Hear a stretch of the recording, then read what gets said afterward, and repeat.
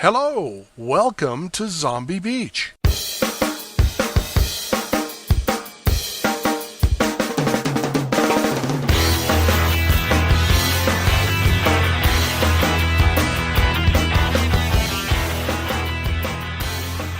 Hello, ladies and gentlemen, and boys and girls, and zombies of all ages. Well, and our special guest, Chewbacca. That was supposed to be a zombie. That's right, you sound like Chewbacca, dude. Well, what does a zombie sound like? Chewbacca. I sounded kind of like Butthead there. Didn't we decide Beavis and Butthead were zombies? I think so. Yeah. If not, they should be. They're But coming back as zombies because they brought them back and they were dead once, so they must be zombies. so they'd have to be. They'd have to be cartoon zombies. They are You said brains. But anyway, welcome to Zombie Beach podcast, your home for all things dead and undead and science fiction horror. I am your friendly and back from the undead co-host, Dan Ledbetter, and with me, as always, is your friend of mine, confidant and manicurist to the stars, Jerry Davis. It's much easier to do the manicure if you clip the finger off first. It is. Zombie manicure. I am excited at the prospect of 16 more episodes of The Walking Dead. Dude, was that not the coolest thing that you ever saw? Yes. I thought that was... and I, my friend, owe it to you because I did not know this. I didn't even see the trailer for World War Z. Oh, well, you know, there's quite a controversy I've learned over World War Z. Oh, why is that? Because, well, it's based on a book, right? By Max Brooks. Yes, but apparently this movie has zero to do with the book except for the title. Now, is he getting money for this? Well, obviously, the author of the book got compensated. Right. But Brad Pitt is producing this, and Paramount is funding it, and apparently Paramount says, "Oh, it's just going to be a zombie movie," and they've changed the premise of everything. I'm not even sure if they're using the same characters. Wow. Well, Brad Pitt's in it. So, but there you go. But you know, so if you go and you look at that trailer out on YouTube, right? It has 51% of the votes are down. Really? So much of the people don't. But the thing is, if you go and you read the critics and everything, they're all mad and everything, but they're like, well, yeah, we'll still go see it, but they're pissed that it's not a purist film. Yeah. Wow. So, interesting. I don't know. If you don't like it, don't go see it. Well, yeah. Or wait until you see it to make a valid critique. Well, I know, but here's the thing. If this makes money, like it will, sure. I'm betting, you're just feeding the Hollywood machine that makes crappy movies. The Hollywood zombie, if you will. Yeah. You encourage them to think that they could just make crap and then we'll make money off of it. And well, it's really it's up to us to say no. Right. But now, do you think is it a case of do you think they're making money on it? I know. My daughter was saying what they're finishing Twilight. Oh, good. Thank God. I'm just going to say this right now. They could have ended it with the last first part of Breaking Dawn, and I would have been a happy camper. I haven't seen any of them, and I haven't read the books. Oh my God, dude! But I have now. I've always said I'm not going to write a zombie story. I'm sorry, not zombie. Vampire. Vampire. But the other day I got a great idea. Now, and I'm wondering if it's already been done because I think it's that good of an idea. Throw it out there. Okay. a vampire. Okay, well, if I say it this way, it's going to be like, yeah, that's been done. But I'll state it and then I'll explain it. It's a musical. It's a vampire revenge story where the vampire is the one getting revenge. Okay. Now, basically, do you remember High Plains Drifter? Yes. Okay, and is that the original one? Yeah. So, because he made two of them. Well, no, he made High Plains Drifter and Unforgiven. Is that those are the two you're talking about? Yeah, where he's actually High Plains Drifter. Spoiler alert: he's dead. Yeah. Okay, so he kind of comes back from the dead. He's like he comes back from hell and gets revenge on the people who killed him. Huh? So this is what I'm thinking: a vampire story that's a lot like that. Not as a Western, and I'm picturing a female protagonist in a very bad situation. Bad things happen to her. Bad. They keep bad things keep happening to her, like her whole family is killed or something like that, and then they take her out in the woods or something. I don't know what it's going to be set, and then they kill her, and then they leave. But she's not quite dead. She's still a little bit alive, and as she's lying there dying, a vampire. Now you're gonna have to. I'm going to work with you on this. Okay, you're going to have to. It's just the vampire can't just come out of nowhere. You will have to pre-shadow this so that it makes sense by the time this happens. Vampire comes and takes a drink out of her as she's dying, leaves. She doesn't die, or she dies and then she comes back. She's now a vampire. Okay. And then as a vampire, she goes back and she gets her revenge on these people. Interesting. You think that would work? Has that been done? Well, something kind of sort of like that has been done called Jennifer's Body. See, I've never seen that. Yeah, I mean, basically, is she a vampire? Well, she's kind of like a hell beast. Okay. But it's our Zombie Beach personal favorite. If we had a Miss Zombie Beach, I think it would be Megan Fox. Okay. So it's Megan Fox. Basically, she gets killed by these Satanists and thrown into this whirlpool thing that supposedly goes nowhere, but she comes back and she's like this. She doesn't actually die, so she's like caught in between this. So she's like this hell beast that has to. I can't tell if she needs to drink blood or just eat people. But that's how she lives, and it's very campy, and it's a horrible film. She got just raked over the coals for this movie. And but it's, you know what, if you like cheesy horror, like pretty much anybody who listens to this podcast probably does, and if you like Megan Fox, it's a great mix. Interesting. I highly recommend you see it because it's cheeseball enough, and it's kind of a revenge thing. I mean, well, it's not like a revenge thing is original. Yeah, but what you're talking about. See, now the twist on that would be. The vampire's the good guy. Exactly. And it's a vicious vampire. Right. It's not some sparkly vampire. Yeah, you don't want none of these sparkly vampires. Yeah. For God's sakes. I'm done with vampires, man. I know I said this on the last show, but I'm going to say it again. I'm done with vampires. I was done with vampires until I came up with this idea. Now I think I want to do this one. But I think you should. But I would like to know from any listeners out there, if that is too close to something that's already there, let me know so I don't waste my time. Well, here's how you because I'm not well versed in vampire story lore. Here's what you need to do: put it in outer space. Oh, no.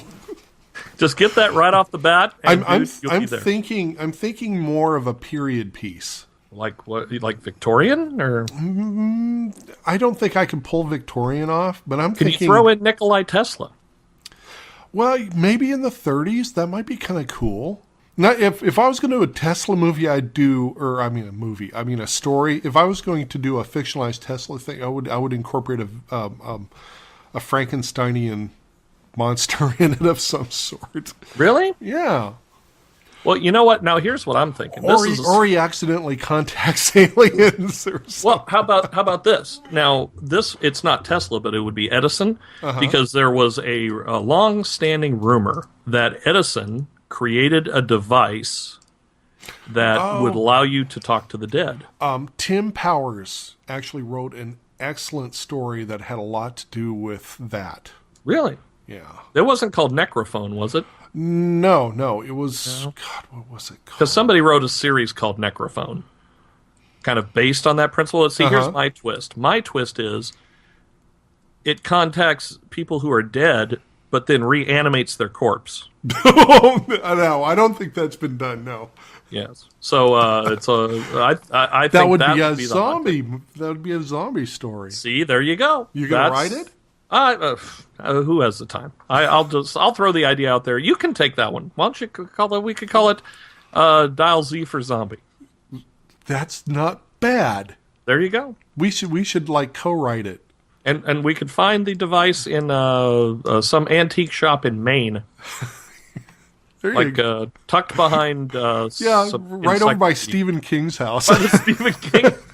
Yeah, that little would be did he hilarious. know it was in his backyard. There you go. Two guys going on a pilgrimage to see Stephen King's house. Stop at a antique mall They and pick find up what they Edison's think is necrophone. they think it's a gramophone with a telephone on it. Right. They're like, look, it's like a modular device. This is the first prototype of the iPhone. Yeah. With a crank. Exactly. And a giant horn. But I think that'd be a good idea for. But I like yours. I think you should do that. We should do both of them and put them together. Into like like a compilation piece. Yeah, and then we'll act it out and broadcast it as a podcast.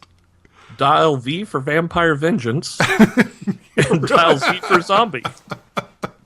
And we put the books like in the same hardback, but one's upside down. Yeah, that old type. Yeah, those We're flip done. books. Okay. We should do that for the Kindle because we could easily put it in upside down. That way, people would have to turn the Kindle over to read turn it. the Kindle upside down to read the other book. How cool would that be? I like it. And they would have to reverse the controls because they'd be on top. But it wouldn't work. It wouldn't work for the Kindle on the iPad because if you turn it upside down, it just swaps it around. Oh, that would be frustrating. Yeah, you can't turn the iPad upside down. It just That'd be hilarious. This end up. really, if you keep on spinning it. I'm busy. I can't read the book anymore. I'm about to throw up. Yeah, and so you make it happen, and you keep it doing it. The book throws up. There you go. So Against the inside of the glass. Now we know what we're going to do this summer. Yeah. Maybe that would be kind of fun. Maybe we should write these books. Just like commit to, say, from now until the end of summer, at least, even if it's a novella. Well, that's all you need anymore. See, the publishing industry itself, the major publishing industry, was pushing the longer books for a monetary reason. But really, it's easier to write and to read a shorter book. I mean, it used to be, back when I first started writing novels or trying to sell novels, a novel was 60,000, 80,000 words. Now, a novel is at least 100,000 or more. Wow. But for the Kindle books or these ebooks, they're writing smaller books. Maybe what I should do, people enjoy them. I have a novel that I was co-working on with a friend of mine about 1,000,000 years ago, and it's got some stuff that I could probably pull from it to incorporate into this, because there's some great dream sequences that have nothing to do with nothing, but they'd be great to put in this book. So I'll go back and see what I can do. I think that'd be fun. Will you be my editor? Yeah, sure. Okay. All right, done deal.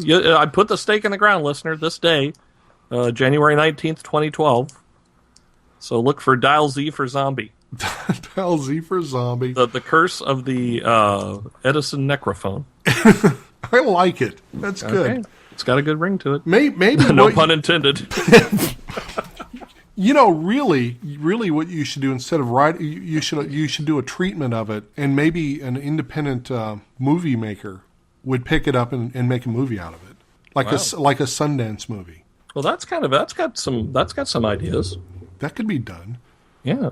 Hey, we had our first Friday the 13th of the year. We did, in fact. How exciting was that? That totally caught me off guard. I totally forgot. Oh, I that know. It was like midway through before I even realized it was Friday the 13th. I know. That was just nutty. That's like I would never have suspected that it would come that fast. I didn't even prepare for it. How do you prepare for it? With a party? Yeah, well, I would have put up some new drapes. I would have put up some floor treatments. It's a party where you have to walk under the ladder to get into the party. Then Right, everybody breaks exactly. a mirror, and then And wait till the black cat crosses your path and the room full of black cats you have to cross broken through. mirrors. Actually sounds kind of like a party from the 70s. Yeah, and as my daughter's saying, everybody has to wear a Jason mask.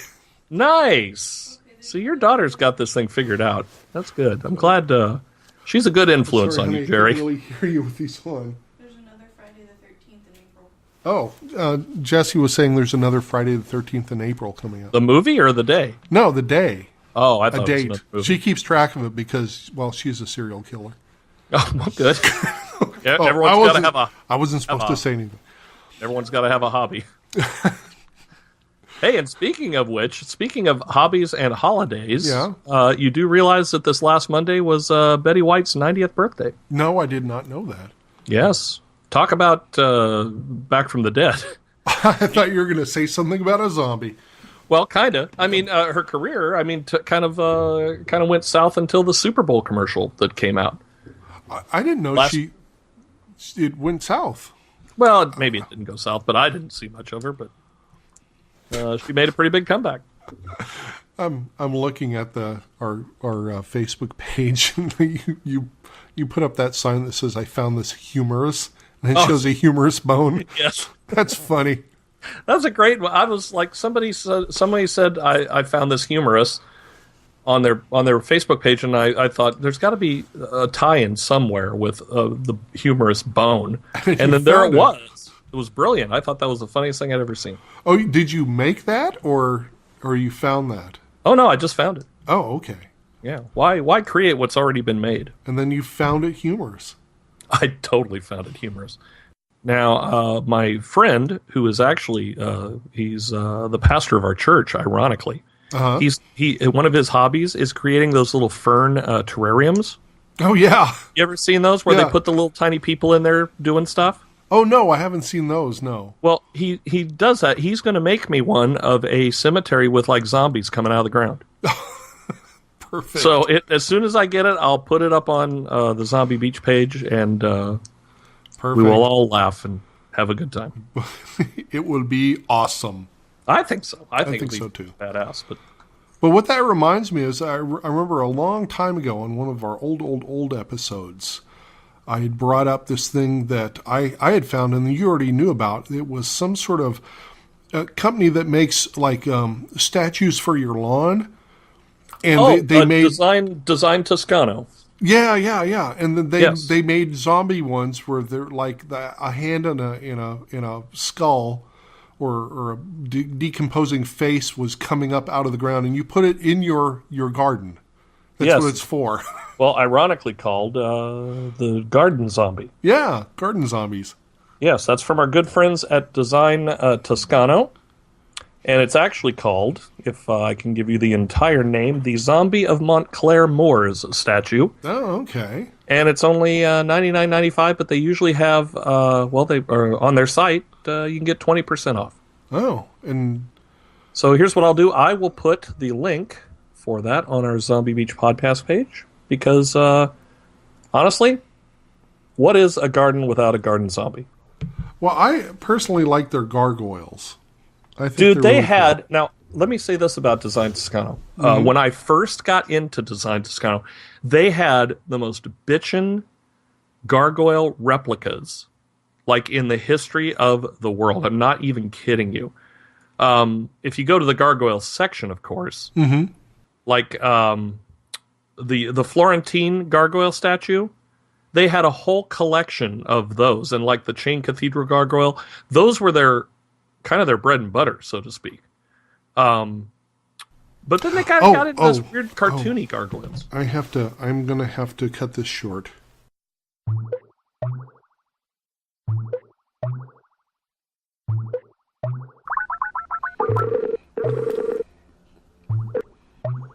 So they evacuated your building? Well, not everybody apparently wanted to evacuate. Was it Occupy? No, it was my apartment complex. Oh, I thought it was your office building. No, I'm since I'm in a high rise, I take and on the top floor, I take the fire alarms very seriously. Sure. And so they were going off, and I'm like, okay, let's go. And I took my daughter, and we went down the stairs. Right. And we were the only ones there to greet the fire department. Oh, wow. Hey, we could save this for the podcast. Oh, yeah. Okay. Let's just jump right in then. The fire alarm's going off again. Oh. You probably can't hear it because I can only barely hear it, but No, I can't hear it at all. Do you want to go downstairs? No, because the fire department's here, and they've already established that it was someone's oven. All right. So, now I can hear it. Okay. You can? It sounds like an angry... a little bit. No, it's not horrible. It's just... Sounds like an angry bug. It does. Well, I guess we could... You sure you don't want to put this... Because this would be a good way to get back into the zombie beach. We could say there was a fire alarm and I had to evacuate. Oh, perfect. Okay, let's do that. So let's go ahead, because you'll know where to cut that. So go ahead and we'll make that the intro. Okay. For the second part. Okay. You could probably throw in like a fire alarm sound. I don't think I really have to. Okay. All right. Well, we're back. I had to evacuate the building. We had a fire alarm. And I have no idea what we were talking about. But it's still me, Jerry, and with me, Dan. I didn't have to evacuate because I'm like 3,000 miles away. Really? Unless it was a really bad fire. Yeah, that would be like, where are you going to evacuate everybody from Earth to? Yeah, good point. Melancholia? Yeah.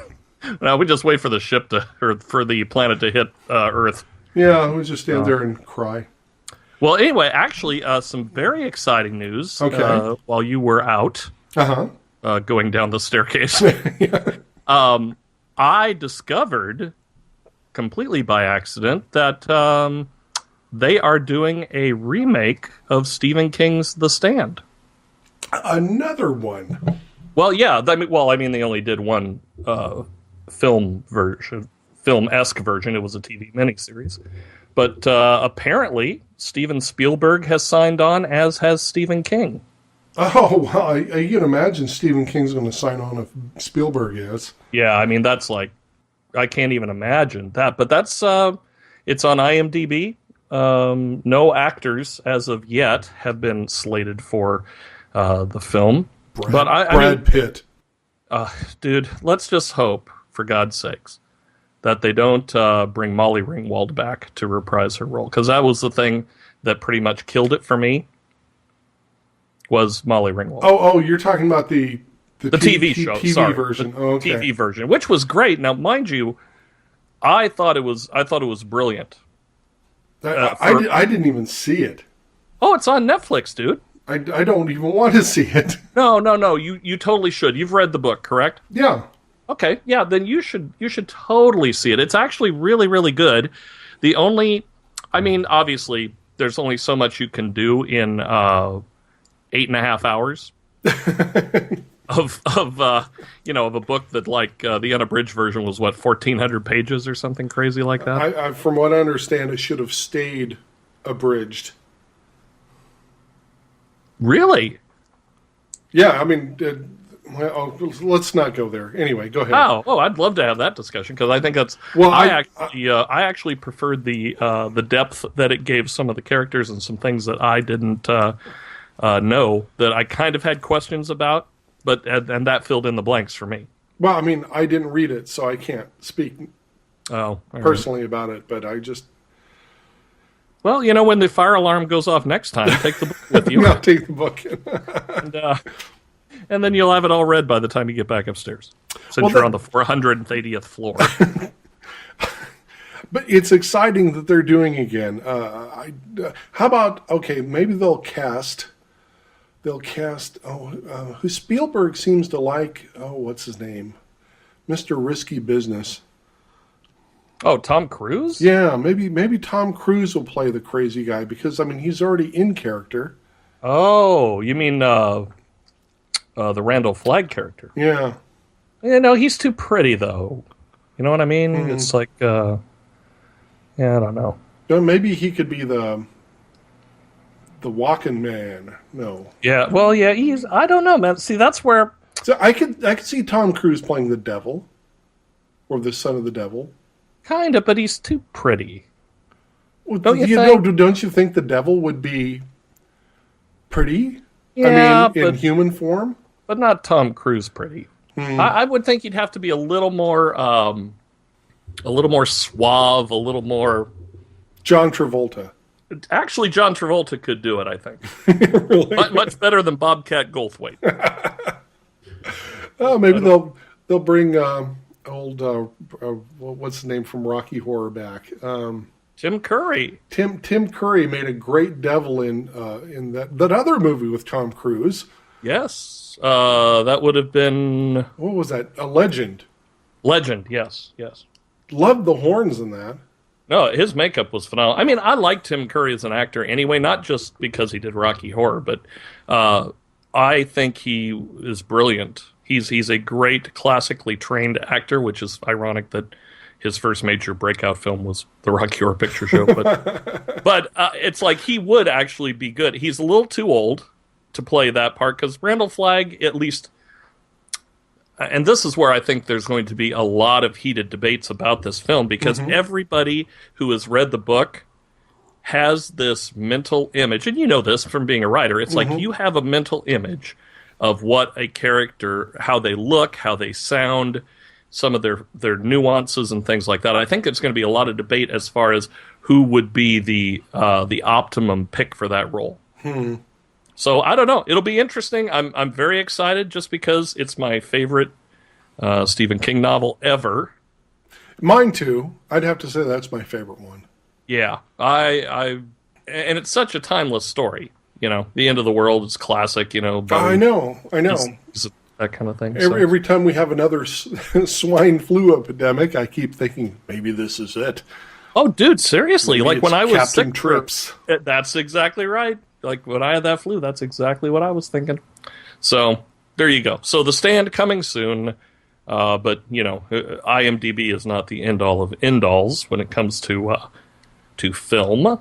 But you know, they're the ones that told us that the remake of The Creature from the Black Lagoon was supposed to come out last year, and it still hasn't come out yet. Yeah, what did I watch the other day? I think I started watching that Russian zombie film you were telling me about. Russian zombie film? Yeah, you posted a link to it. Oh, the German one? Yeah, the German one. Oh, did you give it a chance? I got about 15 minutes into it. Oh, you got to give it a chance. Really? Yeah. Dude, I got 15 minutes in and it was killing me, literally. Should I go back and keep pressing forward? I would think so. I mean, Really? after it got through the initial part, it was fun because it was so different. At least I thought so. My kid and I both thought so. All right. I'll go back and give that a redo then. Maybe I just wasn't in the right frame of mind for that film. I was watching that film, the documentary about the making of South Park. I think we talked about this. Yeah. And they have a girl... 6 days to air or something. 6 days to air, yes. If, dear listener, if you haven't listened or seen it, you need to. Yeah. Because it's brilliant. Netflix streaming. Go see it. It is on Netflix streaming? Yeah, that's where I saw it. Oh, holy cats. I saw it on Comedy Central. Oh, okay. But they have their own in-house like standards and practices person that like at the end of each day, she calls up standards and practices and said, yes. Well, the episode they were filming was the Human Centipede. Yeah. Where they do kind of the parody of Human Centipede. So she's describing on the phone to the board. It kills me every time. She's like being very serious, describing to the Board of Standards and Practices, like the cartoon, and how one person's mouth is sewn to another person's rectum. Mm-hmm. And like she's just being very serious. Yes, the mouth is sewn to the rectum. No, you do not see any defecation. No, there is none of that. But yes, you do know that Someone is defecating in the other person's mouth. Okay, I see. Right. Yeah. But it's just so funny that you have to sit there and explain humor. I just it's so funny to me. I don't know. I'm posting the. Oh wow! Looks like you could watch the whole thing on the internet. What? Well, okay. Here's the trailer for it. I found the trailer for it, Oh, okay. so I'll post that to our site. Yes. Wow. Been here in New York for 2.5 months. This is opening night in about. Is that the trailer? Or is that the actual thing? It sounds Yeah, like that's- the beginning that's of the trailer. Oh, we start in South Park in 2 weeks. So really stupid. That's pretty exciting. It's been quiet here for the last few months. It won't be any longer here shortly. I'm going to put required viewing. Yes. There's a show on this Wednesday. We don't even know what it is. And like, even though that's the way we've always done it, there's this little thing going, oh, you're screwed. You're screwed. I love it. I do too. Oh, well, yeah, required viewing, so you'll be tested on this. Kind of one of my new favorite guilty pleasures. I think we talked about this earlier, but Making Monsters on the Travel Channel. About those guys from Distortions Unlimited. I've been watching the last couple episodes, and it's actually really good. I mean, it's the same kind of tired and true format of like American Chopper, where we've got a build we have to do. We're always under a deadline. We don't know if we'll get it done, but in the end, they pull it off. Yeah, I think we talked about that before the fire alarm. Was it before the fire alarm? Yeah, we Wow. did. Well, those fire breaks can cause mental lapses. Even if you're not there, it's very traumatic. Well, it was a while. Did you see the two videos I posted out there about this makeup artist, this British makeup artist? She was doing how to do a zombie face. Yes. But it was a glam zombie. Yes. They were such a mix of. I know, and I love the Red Riding Hood thing. It's I know. The contact lenses really do make the monster. I think. I know. But what gets me is, okay, I've seen those things where the girls do the makeup and show the other girls how to make the makeup on those, and they're always kind of like, they make me a little queasy when I watch them for some reason. And I don't really know why. It just kind of smacks of Access Hollywood invading YouTube to me. Right. But when she mixed in the zombie stuff, it was almost a Saturday Night Live skit to me. Well, that's because she's British. Well, no, but only that, it was like, so here's this fashion model showing you how to put a scar on and blood and how to make bruises, and right. It's like, and with the same voice, she would tell you how to make yourself look sexier so that guys will drool over you. Right. And to me, the juxtaposition of those two made these brilliant. They're fun to watch. So, listeners, if you haven't seen them yet, we've got them out on our Facebook page, which we keep on referencing. Yes. Well, that's kind of our hub. I mean, it used to be in the old days, in the golden age of wireless. We used to do it on our website, but now we've kind of. It just seems like it's much faster and easier to get stuff up and out onto our Facebook page. So if you're not there, you're missing out. Plus, it also seems like that, one, that's where everybody wants to comment anyway, and two, it's easier to comment and feedback and everything because if you're on Facebook, well, then you're already on our page. Right. Whereas if you want to leave a comment on our website, you have to first figure out, okay, what do I click? Yes. What do I have to figure? Okay, well, I have to solve this damn puzzle in order to, because you have to have the CAPTCHA thing. Right. Anyway. So now it's just easier to access it via Facebook. So go there. Go to the Zombie Beach podcast and become a friend. Oh, we saw, speaking of Red Riding Hood, our audience member, Jessica, who is my daughter, she's our live studio audience member usually. She left the room for this one. She's kind of like the Robin Quivers to your Howard Stern. Probably. I don't know if I like that, but No, probably not. Let's redo. Redo. She likes really bad, sci-fi and horror. Right. So you two would get along famously. She was making me watch something called Red Riding Hood. It was a Italian horror movie, slasher movie. Oh, yes. Right. With who apparently this 12-year-old girl psycho killer. Well, you got to love that. And she's the protagonist. Okay, imagine spaghetti western mentality doing a slasher film, but with an American actress who's supposedly 12 years old. She looked more like she was like 17 to me. Playing a crazy part where she's got a split personality and she's the Red Riding Hood. Well, thank you, Elmer Fudd. The absence is making my tongue numb. Yes. And her alter ego is the wolf, and the wolf is the one, of course, that is really good at killing people. And she goes out. She's like, here's a good example. It's the premise of the movie is when she was a younger kid, her father was this politician, and he was standing on the steps of a school system, saying how he was going to, make the world a better place. He was going to crack down on this. He was going to make everybody straighten up. And this punk girl takes a gun and shoots him in the head while he's being interviewed. Wow. And apparently she sees all this on TV. So that was the start of her psychosis. And so she's out to punish everybody who breaks the law. And she ends up living on her own in Rome because her mom ran off and left her.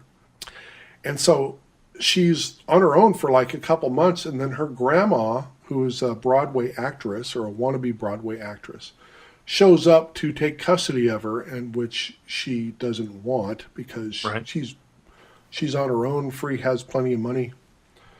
And also she has this secret double life where she kills people and takes a souvenir and puts it in her refrigerator, like she cuts a hand off or...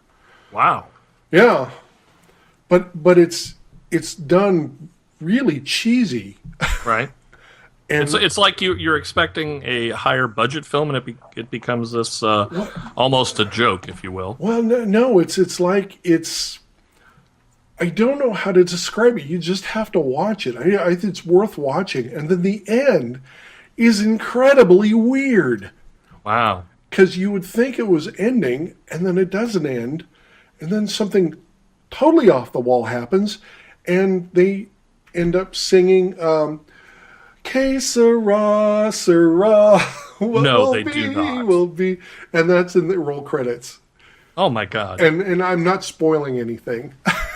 No, it sounds like you just saved me an hour and a half of my life. Oh, no, my friend. If you like really bad horror movies, you'll love this one because it was made seriously. Okay, I'm down. I will check that out just because it sounds quirky enough to where I would watch it just to get to the ending and try to figure it out. Okay. So it is. Oh, I left the actual. There's the links up there on our page. Right. But you have to make sure you're looking for the Red Riding Hood made in 2003. Right, not the new one. No, and it's starring Kathleen Archibald, who apparently has never been in anything else. Really, that was her one claim to fame. Yep. Now, did you see the new Red Riding Hood, the one that is not the one you're talking about? No, haven't seen that one yet. And that, not so good. Not kind of boring. Not bad enough to be fun. Not bad enough. No, definitely not bad enough to be fun, and not good enough to be awesome. Okay. It's like it's basically a rebooting of the Red Riding Hood story with werewolves. Okay. Yeah. So all that to say, it's in my opinion, the Dan LeBear thing. I give it about 2.5 fangs up. Out of what, 10 or 5? Out of about 35. Oh. No, it was pretty horrible. I really didn't like it. I watched the whole damn thing thinking that at some point it was going to be amazing.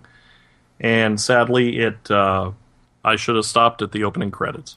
Wait, the one that's akin to that, kind of, that looks really good in previews is Snow White. Oh, yes. But I don't think it's called Snow White. It's called The Hunter or something like that, Yes. isn't it? Not to be confused with The Hobbit. Yeah, Which has nothing to do with Snow White at all, except there's dwarves in it. But Hobbit the Slasher. could you imagine a horror film with hobbits? Yes, I could. Wow, that would be kind of amazing. I don't know. When the Nazgul were chasing around, it was kind of a horror film. Those Nazguls were awesome. Actually, Did you see that picture of the Nazguls riding and they were holding lightsabers? No. And it said it was one of those motivational poster type things, Right. and it said Sith Nazguls, Frodo's. Oh, I blew the punchline. It was basically Frodo, you're done, or something like that. You're screwed up. Yeah, Frodo, you're screwed. That's what it was. Your Sith Nazgul. Oh, here it is. Oh no, it's not. Oh, that's weird. Well, that's not a Nazgul, number one. It's the I think George Takei actually posted it on his Facebook. yeah. I'm looking. They're called Sith Nazguls. Frodo is so screwed. Yeah. Okay. Yeah. Well, it's very funny. However, those aren't Nazguls. Not now. All right, I'm going to get all geeked out here in a second. No, they're not. They're Sith Nazguls. Well, yes. However, they're Sith for sure, but they're not Nazguls. Mm-hmm. The Nazgul is that winged giant lizard-looking flying monstrosity from the movie. These are the dark, the other 8 dead kings. Oh, okay. So they kind of got their references mixed up, but All right. that's okay. Had there been a Nazgul in there, now if someone put a lightsaber on the guy riding the Nazgul, that would have been funny. But that's still it's a good humor. Oh, here it is. Snow White and the Huntsman. Oh yes, right. That's the one. Starring Charlene. Charlene Theron. Is that how you pronounce that? Yeah, Charlize Theron is actually the. God, I wish I could pronounce things. Yes, ladies and gentlemen. I could type it. I can't say it. But that looks awesome. It actually does. I think it's going to be pretty amazing. I think I'm hoping that 2012 is going to be a bumper crop of better horror films. Me too. Even if they do some prequels or redos. I mean, I would be like we were talking about The Stand. I would be totally fine with a redo of that as long as it's done correct, not like this Nightmare on Elm Street crap that they put out last year that was like an embarrassment. Don't get me started. It's like, and the thing we talked about that too. Oh yeah, yeah. It's don't call it a prequel when it's a reboot of the original, bookended with prequel-esque stuff. I don't like feeling duped when I go to the movies. That's just me. I mean, at least bring something new to the table. Exactly. You know? Do something new. Right. I mean, and we've seen everything over and over again already. Okay, right. Done. We're done. Right. Move on. Like, here's the thing. Could they do a remake of Phantasm? They could, but you've got such a big stigma to overcome because the original was so amazing for its time, and it was such a classic. It would be like trying to redo The Godfather. Starring Phoebe Cates and... Good Lord. As the Godfather? Yeah. That'd be funny. Godmother. They'll call it Godmother. Yes. It'll Or be they could do a gender bending. Now how funny would this be? Redo Fast Times at Ridgemont High with the original cast. Could you imagine that? Fast Times at Ridgemont Retirement Home. Slow times. Slow times. Slow times at Ridgemont Senior Center. That actually has some possibilities That right would. there. People would see that. People would go see that. Because you could make kind of a summer teen flick for baby boomers Yeah.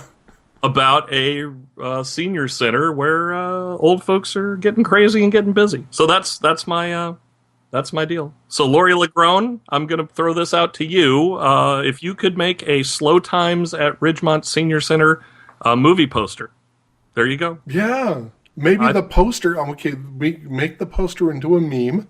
The meme. Oh, there you go. The meme becomes a movie, Right? and we don't see a dime. No, not anything.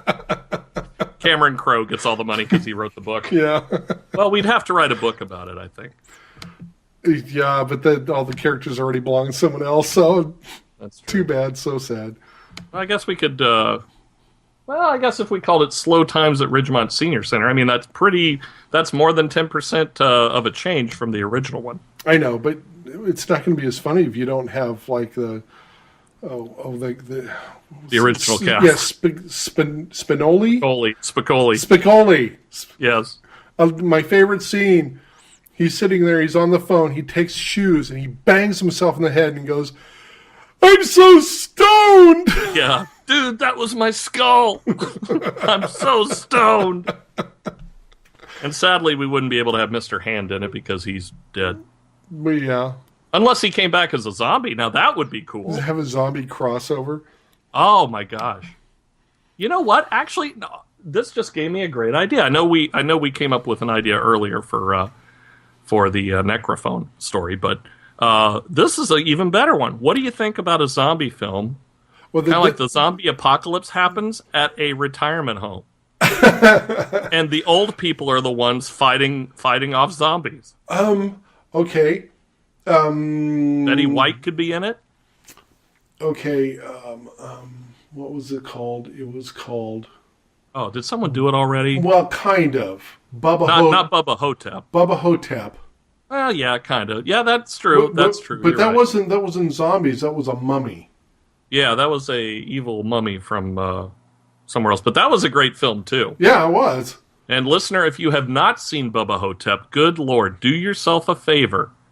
Because there's not many films where you get to see ancient Egyptian mummy coming back from the dead to kill people, Elvis Presley in a retirement home, and a guy who thinks he's John F. Kennedy Jr., except he's old and black. And the backstory is, it really is Elvis. Right. But everybody thinks he's crazy. Right. And that he's an Elvis impersonator. But in actuality, Elvis had swapped places with an Elvis impersonator, and it was the impersonator who died. Yes. This was written by Joe Lansdale. It was actually a short story. Brilliant guy, good Texas writer. Met him a couple times. Oh, really? Yeah. He's a great guy. Did he make any cash off that? I'm pretty sure he did. I would hope so. But it wasn't really a big budget movie. Oh, No. And Elvis was Bruce Campbell. Yeah. Gotta love that. Wait a minute. Is that mime? Yes.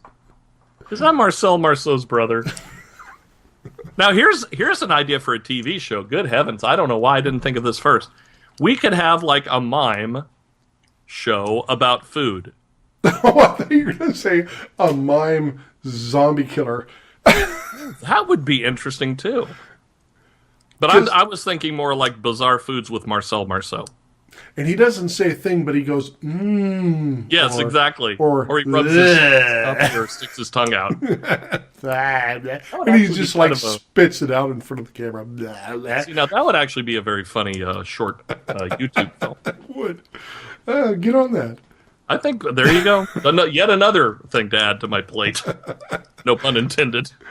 Well, your wife's a good cameraman, isn't she? Videographer? Well, I don't know. Maybe.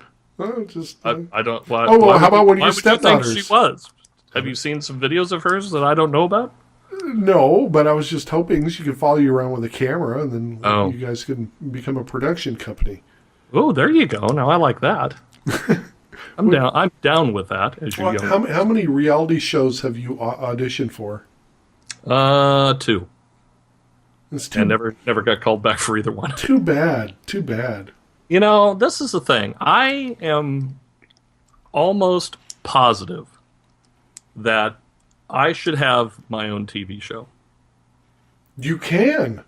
I know. It's just, here. This is it. I'm positive I should have one, but I want someone else to do it for me. Toby Turner is proof positive that anybody can have a TV show and be a hit. Yeah, that's true. He has like 3 of them. Yeah, how does that work out? He makes money. I know. I don't know. Maybe 2012 will be my year. Because I figured this way, Wilford Brimley didn't get started until he was 50 years old. So, well, here you go. I could be the next Wilford Brimley. Because we need a cantankerous old walrus-looking guy. You don't look like the walrus. No, that's true. What do you look like? You look like... I look like Andrew Zimmerman. I don't know who that is. The guy from Bizarre Foods? Don't watch it. Well, go just Google Andrew Zimmerman and put a goatee on him, and there you have it. Okay, Andrew Zimmerman. Okay, I'll wait for the uproarious laughter to start. Waiting. Wait a minute. Don't you think? You do! Yes! You know what? I should probably send him a letter. I should shave off my goatee and just say, dude, I can be your stunt double. Except that you would get hurt. No, I wouldn't get hurt. Come on, dude. I'd either spit it out or throw it up or pretend like I'm eating it and then just cut back to him going, hey, it was great. That would actually be a very funny bit, like a behind the scenes with Andrew Zimmerman. Like he calls in his stunt double to actually taste stuff. He's an actor? Well, he's on TV. Oh, I'm going to stop cruising movie sites. Anyway. I know. Well, and with that, we should probably wrap up this episode. Yeah, we should. Hey, everybody, thank you for tuning in. Yeah. Thank you for typing us in. Well, how do you do that now? Say thank you for Googling us in. Thank you for clicking on us. There you go. Repeatedly. Yes. I know you've been trying to hit the close window button, but to no avail. Click a little longer now. Yeah, exactly. A little faster. A little bit faster now. That just sounds dirty. So if you like what you heard here and would like to hear more of this, but with more alcohol, yes, cruise on over to the Slow Death in the Afternoon podcast, where we do basically the same thing here, except with more absinthe instead of horror. Yeah, add absinthe, remove zombies. Yes, even though we end up talking about that anyway. Yeah, so. Our last episode had more zombies than anything in it. It should have been one of these. All right, well, everybody, thank you again for clicking on us and downloading. And remember to visit us on zombiebeachpodcast.com. Yes, well, we're on iTunes, so make sure you leave some feedback there for us, because we love our feedback. That's like applause. It is like applause. All we get. Not that I'm an attention whore, but it's just nice to know that someone's out there listening. It would be nice. It would be nice. Wouldn't it be nice? It would be so nice. To go to like the iTunes page and actually see pictures. A review. A review would be great. We've got a couple up there, but I'd like to see more just because I need reassurance. Wait a minute. We have reviews on the Zombie Beach website now? I mean, on iTunes? Sorry. I was thinking Slow Death. We have nothing for zombie. I don't know. Maybe we do. I should probably go look. Yeah, I'll go look later. This is it. January's going to be over by the time our next podcast goes live. Wow. God. Can you believe that? Dude, welcome to 2012. I know. I've got... wait, did we end yet? Oh, we probably should end. Okay. So, thanks everybody for coming. Goodbye. Thanks for coming. We appreciate everything that you do for us. And remember, if it's... you do it. Oh, and remember, if better undead than dead. What do you want me to say? If it was, I don't know. If it's supposed to be dead but it's moving, hit it with a shovel. There you go. Or how about this? Here's a catchy end phrase. And remember, folks, if it ain't dead, aim for the head. In the immortal words of Hunter S. Thompson, sever the head and the body will die. Oh, there you go. Thanks, Hunter S. Miss you, Hunter S. Whatever. All right. Goodbye, everybody. Bye. Well, there is something very funny going on here. Yes, there is something very strange just going down.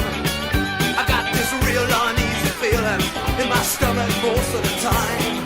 And usually it gets worse when you're around. Now I know you are my ever-loving baby. Yes, I know that you would never do me wrong. So I hope that you won't take offense, but I've got to ask you some questions, darling, because there's something most unusual going on. For instance, how come I can't see you in my mirror? How come you never come around here except at night?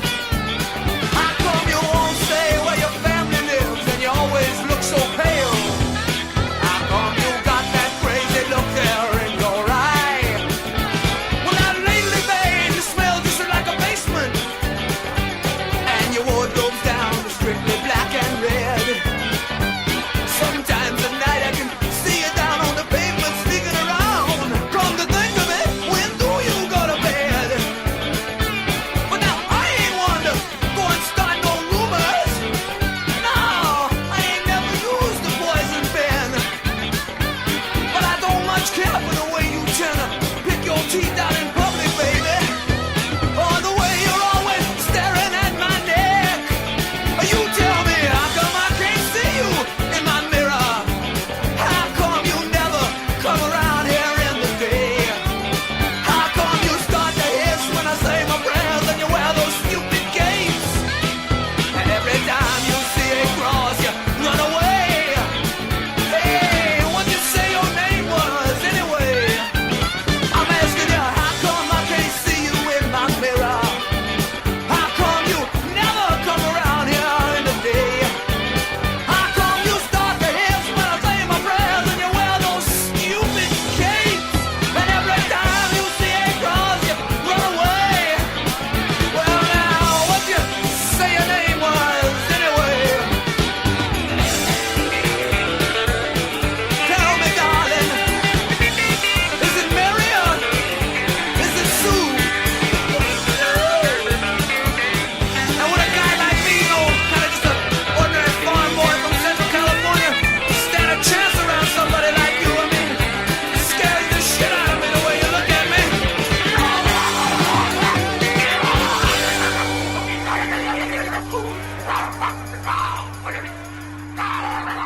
That was Tony O'Kay off the album Life in the Food Chain, and a track, of course, called How Come I Can't See You in the Mirror. That's a very old, rare track that you're not going to find very easily. In fact, that one was ripped from vinyl to MP3 way back in the day.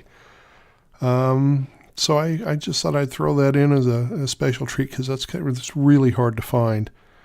Anyway, take care, everybody. Thank you for clicking, downloading, listening, and we'll see you in a couple of weeks on a new edition of Zombie Beach.